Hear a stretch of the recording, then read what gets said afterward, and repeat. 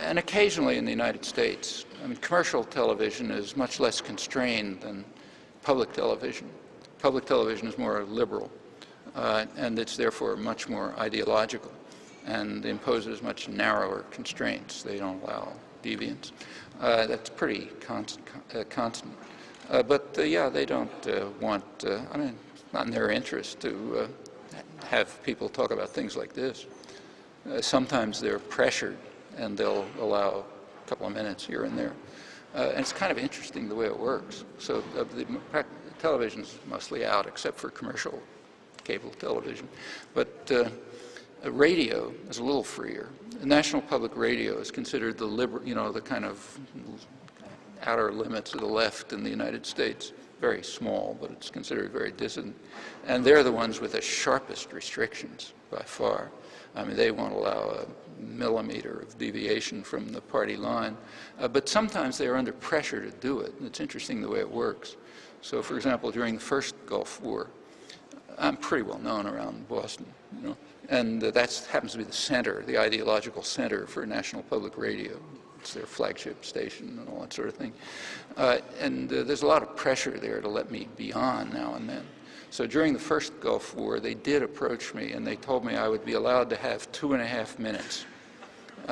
However, they insisted that I write out what I was going to say, send it to the central office so they could ensure that it's, you know, okay. And once they approved it, I had to read it. And they pre-recorded it to make sure that I wouldn't add a phrase that wasn't, you know, that went off the limits. The first time, I thought it's kind of ridiculous, but and so did the staff. The staff's mostly laughing, the engineers and so on. But I did read it, and the first reading took 2 minutes and 36 seconds. So they told me, no, I got to reread it. So I read it a little faster, got it into 2 minutes and 30 seconds, and then they actually did run it.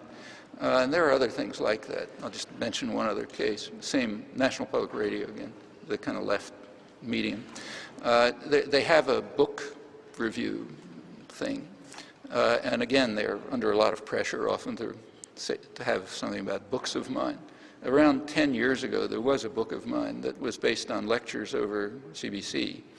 And it was actually a bestseller in Canada for years, but you know, nobody ever heard of it in the United States. It was never reviewed or anything. But there was pressure around Boston to get them to review that book. Okay, so they finally agreed. And we again had a pre-recorded 5-minute interview with Robert Siegel, who's their big shot intellectual. And it was actually announced. Their main program, called All Things Considered, starts at 5 o'clock, and then you know every educated person is supposed to listen to it. And at 5 o'clock, they announced that they were going to have a review of this book. The publishers, South End Press, called me up and said, "Oh, great, it's going to be on." It got to 5:30. It got to 5:25. At 5:25. The program stopped, and there were 5 minutes of music. You know, at 5:30, when they move into the next segment, they announced the next segment, and phone calls started coming in from all over the place, saying, you know, what happened to that 5-minute review? And people, I wasn't listening, but people started calling me and saying, you know, what happened to the review? So after about 10 minutes, I got a call from the manager of the whole thing in Washington, who said, you know, something very strange. We're getting a lot of calls saying that your review didn't appear, but we know that it did. I see it right on my program here. So I said, you know, I don't know anything about it.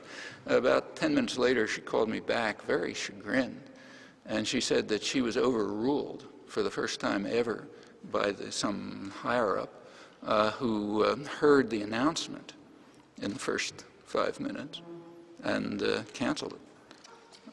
Well, you know, that caused quite a furor. She was very upset, you know, for professional reasons, didn't want to be overruled. And there was a lot of public reaction, so they finally agreed to redo another 5 minutes, you know, pre-recorded, and that was the second one they actually ran. Well, that's off at the left liberal end of the spectrum. When you move to the more conservative commercial media, they're less constrained.